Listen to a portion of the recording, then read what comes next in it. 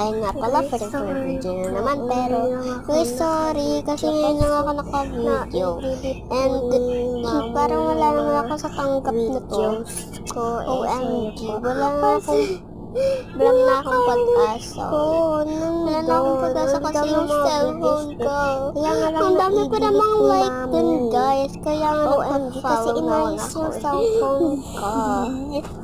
Di na yung dati. Ayun lang ata yung masasabi ko. Di na yung pink na gamit ko na ano. Naalala ko diba? Kita niyo yung mga ano sa video na isang cellphone ko. Kaya nga lang yung asa ibaba. Pag mag-charge ka. Grabe. Nakita niyo asa unang. Nagulat ako kasi nasa labas. Nung nag-charge talaga. Parang may ano, parang may charger sa phone mo. Sa ano. Para yung Minnie Mouse na pabilog. Kailangan Minnie Mouse lang. Kailangan nakaganto. Yung mini na damit ko. Hanggang ganyan siya. Kailangan mahaba siya. Ayun ako.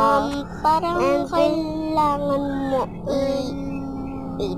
parang kailangan i-rainbow.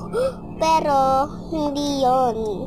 Kasi kailangan mo talaga iipit yung ano. Kasi sira yung cellphone. Pwede pa follow. So, kasi kailangan mo i-ganon. Pwede mo follow po yung charge mo mismo. Yung i-ganon mo. Kasi hindi nyo kasi alam mo yung video. Kailangan kasi parang nakatutok na ganon. Ano?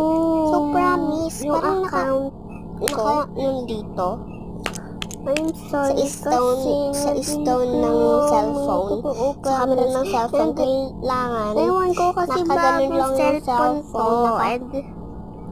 Kasi nasira yung ano niya, yung phone.